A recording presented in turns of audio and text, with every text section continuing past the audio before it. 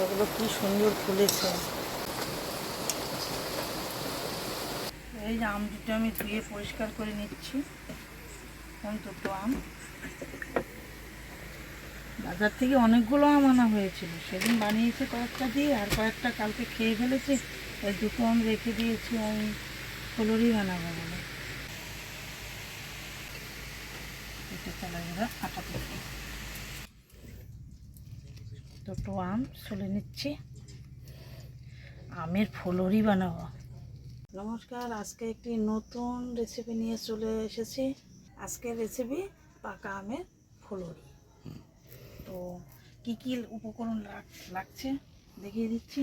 দুটো পাকা আম, এক বাটি চালের গুঁড়ো, ছোটো বাটি এক বাটি আটা, আর লাগছে টক দই,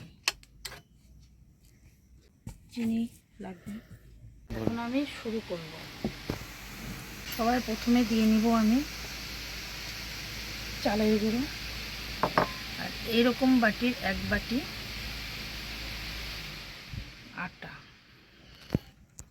দুটো পাকা আম পেস্ট করে রেখেছি, সেই পেস্টটি এখন দিয়ে দিচ্ছি। এখন আমি দিয়ে নিচ্ছি টক দই, এটা সম্পূর্ণটাই দিয়ে দেব। তো এটা আমি ফেটিয়ে নিচ্ছি।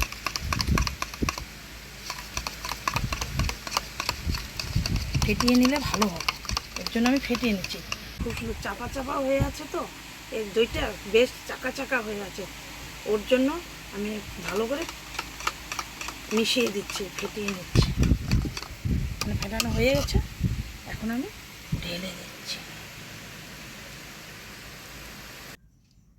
আমি আরও হাফ বাটি আটা দিয়ে নিচ্ছি।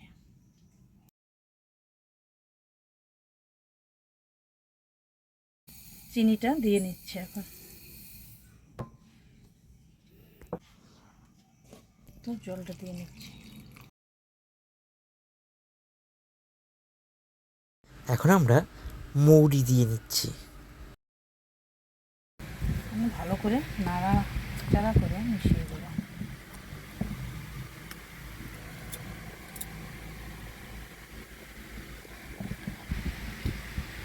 মাখানো প্রায়ই শেষ হয়ে গেছে, আরও একটু ভালো করে ফেটিয়ে নিচ্ছি। যত ভালো করে ফেটাবেন না, তত ভালো গোল গোল হয়ে ফুলবে। বড়া মানেই ফোলা, না ফুললে পিঠা, বড়া পিঠা ভালো লাগে না। কড়াই গরম হয়ে গেছে, এখন দিয়ে নিচ্ছি ইঞ্জিন সরিষা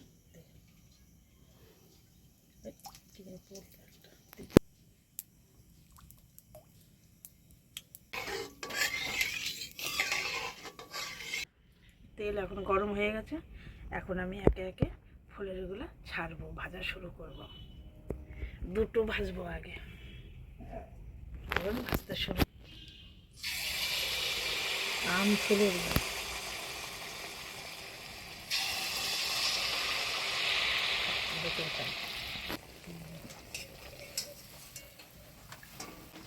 দেখুন কি সুন্দর,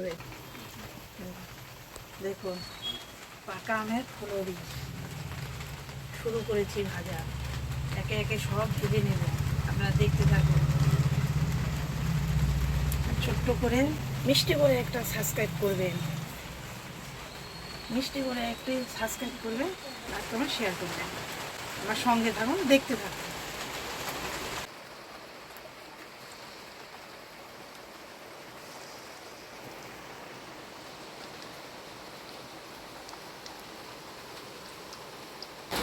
আমি একটি পিঠে বৌমাকে দিয়ে নিলাম, আর প্রথম পিঠা তো একটু বৌমাকে দিলাম, আর একটু বাইরে দিয়ে দেবো।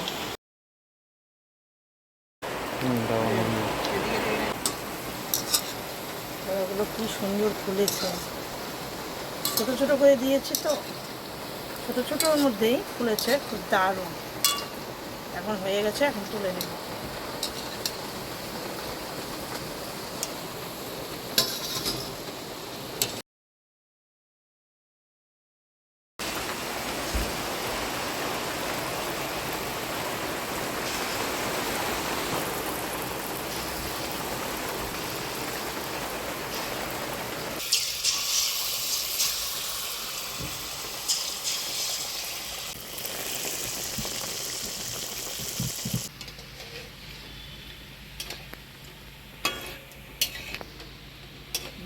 দিলাম মুড়ি দিয়ে মজা লাগবে না?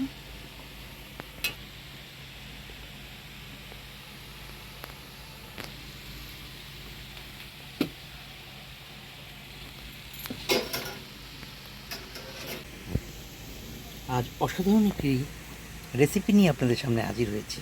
কৃষি রেসিপি, হ্যাঁ সেটা তো বলবোই। ল্যাংড়া আমের ফুলুরি, অসাধারণ একটি রেসিপি। আপনি আপনার বাড়িতে তৈরি করুন, যে কোনো সময় কাজে লাগবে, এটা কথাই দিচ্ছি।